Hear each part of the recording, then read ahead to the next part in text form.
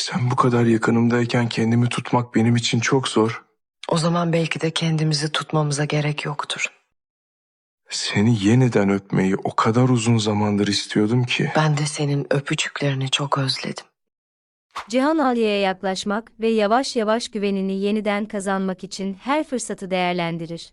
Meryem'in dönüş haberini ve ona yardım etme niyetini sakladığı gerçeğini neredeyse kabullenmiş olsa da, Alya'da hala belli bir kırgınlık vardır.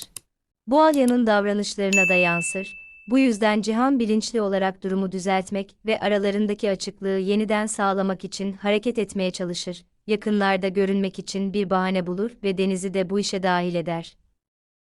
Çocukla birlikte odanın içini değiştirmeye başlarlar. Bu sırada Alya odaya girer ve Cihan'ı orada görmeyi beklemediği için belirgin bir şekilde şaşırır. Alya dışarıdan kendini tutmaya çalışır ve hatta hafif bir hoşnutsuzluk gösterir, ancak tepkisi inandırıcı değildir. Cihan bu davranışın ardında tamamen farklı bir şey olduğunu fark eder, onun yanında olmaktan duyduğu sevinç, odadaki iş bittikten sonra yalnız kalırlar. Aralarında biriken gerilim elle tutulur hale gelir ve onu kontrol altında tutmak giderek zorlaşır. Yakınlık yeniden hissedilir ve bu sefer Cihan geri çekilmez. Mesafeyi kapatan ilk kişi o olur, dikkatlice ona dokunur ve ardından tüm kısıtlamaları ortadan kaldıran bir sonraki adımı atar. Alya onu itmez veya bu anı durdurmaya çalışmaz. Tepkisi aynı şeyi hissettiğini ve artık duygularını saklamak istemediğini gösterir.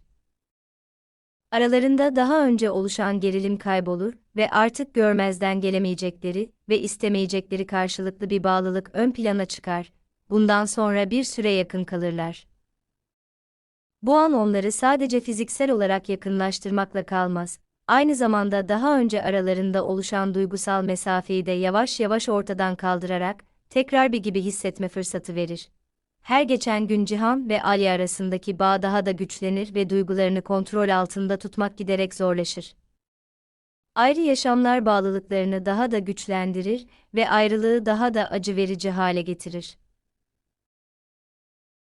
Alya ve Deniz'e bir akşam geceyi geçirmek için malikaneye vardıklarında, aralarındaki gerilim belirgin bir şekilde artar. Deniz'e uykuya daldıktan sonra, Alya gereksiz yakınlıktan kaçınmak için oğluyla kalmaya karar verir. Ancak Cihan durumu değiştirmek için bir yol bulur ve kasıtlı olarak ona geri dönmesi için bir bahane yaratır. Ona duyduğu endişe, tüm şüphelerini bir kenara bırakmasına ve onu odasına götürmesine neden olur. Ancak yalnız kaldığında ne olduğunu anlamaya başlar. Cihan ona yakın olmak istediği için bunu kasıtlı olarak yaptığını gizlemez. Bu anda koşullu kısıtlamalara dikkat etmeyi bırakırlar. Kapalı kapı onlara geçici bir güvenlik hissi verir. Burada baskı ve sorunları düşünemezler. Alya artık kendini kısıtlamaya çalışmaz, duygularının ağır basmasına izin verir ve Cihan da aynı şekilde karşılık verir. Uzun zamandır korumaya çalıştıkları mesafe aralarında kaybolur. Birlikte geçirilen zaman, onlar için bir tür duygusal destek haline gelir. Koşulları değiştirmese de, onlara bir birlik duygusu verir ve birbirleri için ne kadar önemli olduklarını hatırlatır. Bu yeni zorluklar karşısında iç dengelerini yeniden hissetmelerine yardımcı olur. Ancak çevrelerindeki durum istikrarlı kalmaz. Duygular ve ihtiyat arasında bir denge kurmaya çalışırken, Boran hareket etmeye devam eder ve hayatlarına müdahale etmeyi amaçlayan yeni bir adım hazırlar. Sadakat'a baskı yapar ve Meryem'i malikaneye getirip orada bırakmaya zorlar. Amacı Cihan ve Alya'nın zayıflıklarından yararlanarak ve güvensizlik uyandırarak aralarındaki gerilimi artırmaktır. Meryem'in ortaya çıkışı ikisi için de tam bir sürpriz olur. Olayların böyle gelişmesine hazırlıklı değillerdir ve bu durum hemen karmaşıklaşır. Cihan olası sonuçları hızla fark eder ve riskleri en aza indirecek şekilde hareket etmeye çalışır. Herhangi bir yanlış adımın yeni çatışmalara veya yanlış anlamalara yol açabileceğini anlar. Bu nedenle Alya ile ilişkisinde istikrarı korumak ve gerilimin tırmanmasını önlemek için bu durumdan geçici olarak uzaklaşmaya karar verir. Olaylar yavaş yavaş Cihan ve Aliye ilişkilerinin artık dış koşullara tabi olamayacağı veya zorla mesafeyle kontrol edilemeyeceği gerçeğine götürür. Tüm dikkatli davranma çabalarına rağmen, duyguları yalnızca daha da güçlenir ve herhangi bir ayrılık, aralarındaki bağ daha da belirgin ve ikisi için de daha gerekli hale getirir. Deniz'in güvenliği için zorunlu bir strateji olarak başlayan şey, aslında yakınlıklarını hiçbir şekilde etkilemeyen bir formaliteye dönüşür. Cihan'ın Alya'nın güvenini yeniden kazanma çabaları, ilişkilerinin daha derin bir seviyeye doğru ilerlediğini gösteriyor.